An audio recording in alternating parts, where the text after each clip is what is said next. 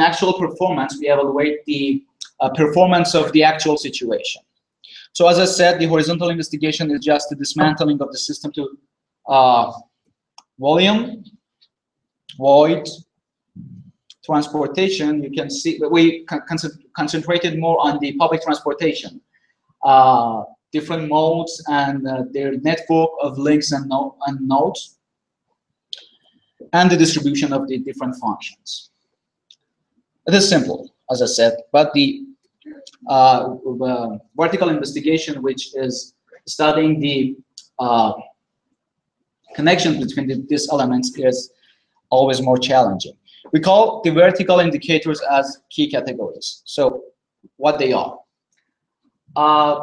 They are the relationship that one by one of these elements, volume, void, transportation, and function, make with each other.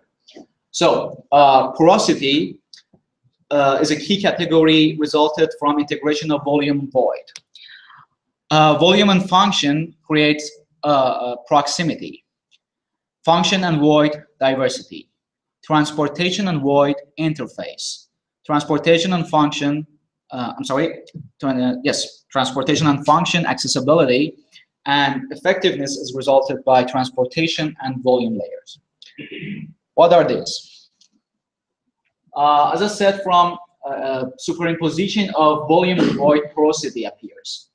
Porosity determines density, and by density I mean population density and built-up density, and also compactness. Compactness is more complicated than density because compactness identifies the physical configuration of the volume, the easiness of flow, the easiness of access to the key functions. So as you can see in these three images, they all have same density, but they have totally different characteristics in terms of compactness.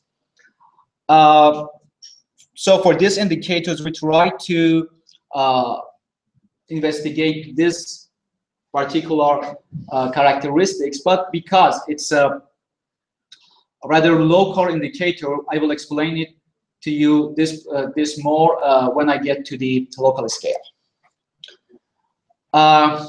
From integration of volume and function, proximity appears. Proximity is easiness of accessing to urban key functions by means of walking. From this definition, two factors are highlighted. One, what are the key functions? They are contextual. They are locally based.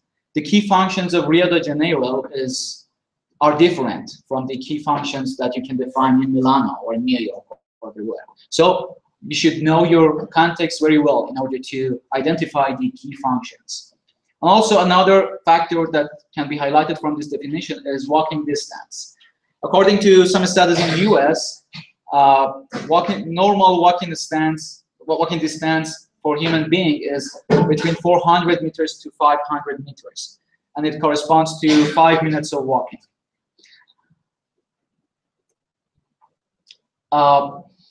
In the upper picture, you can see a typical suburb. And you can see that this route is green and is beautiful, but it's not necessarily convenient for walking, because when you want to go from your place to some destination in order to do some function, you need to walk this area, and because there is nothing in between, it might get boring over time. On the contrary, the city center of Copenhagen, for example, is full of functions, and it adds to the quality of a space. You can go from your place to one function easily by walking, do your job, and then walk to another one. So proximity is an indicator that adds to quality of space, and also tremendously influence the travel behavior.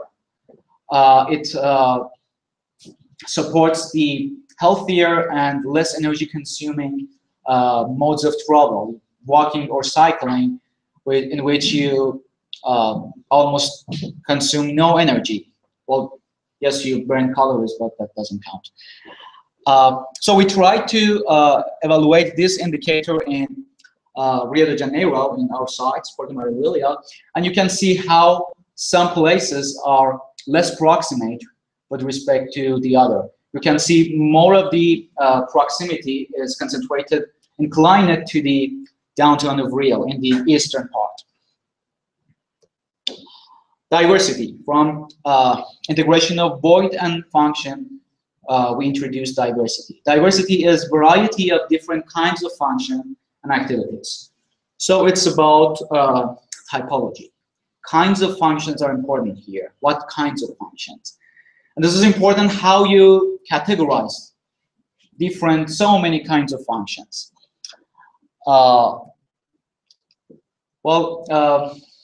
In his famous book, Life Between Building, Jan Gehl categorizes outdoor activities in 3 general groups. Necessary activities like the job destinations or school that are necessary to go.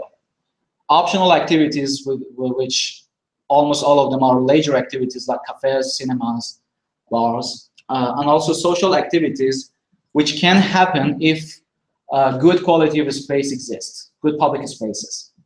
For evaluating the diversity, we changed this category a little bit and we introduced necessary regular activities. Necessary activities which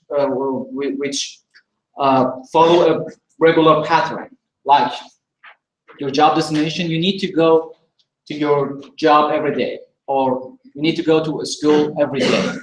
In general, functions that you follow a regular pattern. If you decide to go to gym, then you should follow a regular pattern. Necessary activities which are not regular but occasional, like what? Like hospital. You don't go to hospital every day, or you don't have the schedule to go to bank. But if you need to go, you should go. And optional activities, which again are bars, cinema, and leisure activities. With different ways of arrangement of these 3 functions, these 3 types of functions, you create different characteristics and you influence the travel behavior. If there is good diversity of these types of activity, you probably need to travel less outside the area. So in the diverse areas, probably car dependency is lower. And again, you see that the eastern part is totally different from western part. Interface from voids and transportation. Well, it's about the voids that carry the transportation. So I'm talking about streets, of course. Interface determines the quality of movement provided by street network. How different arrangement, how different physical shape of street network can influence the travel behavior. Why some cities are different in terms of accessibility and integration in between their street network. In Rome, you probably experienced it that in some neighborhood you get lost easily, and you always need to ask some local about your address. But New York is very famous for having integrated the streets and easier pattern. Okay. Ma allontanarti troppo, perché la registrazione, live streaming, il microfono è quello del PC. Okay. Shall I continue? Okay. For evaluating this indicator,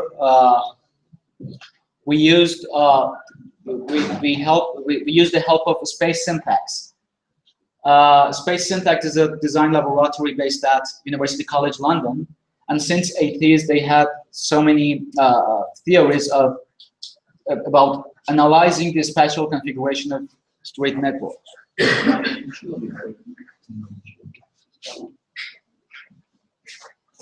Is it better now? Okay. Yes.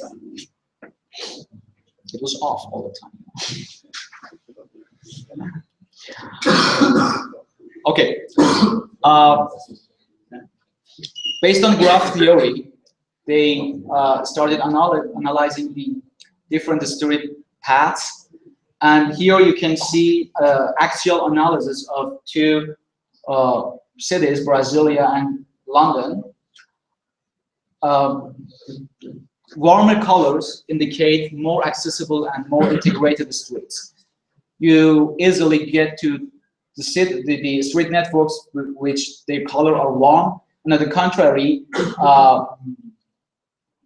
darker colors, colder colors indicate street networks which are less accessible and less integrated.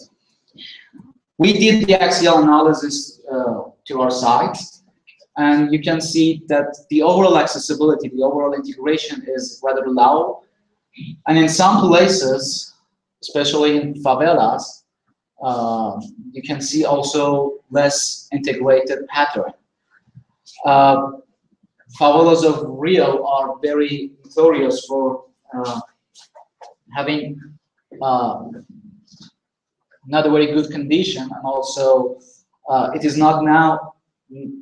it's not surprising to see why crime rate is higher in favelas and so on.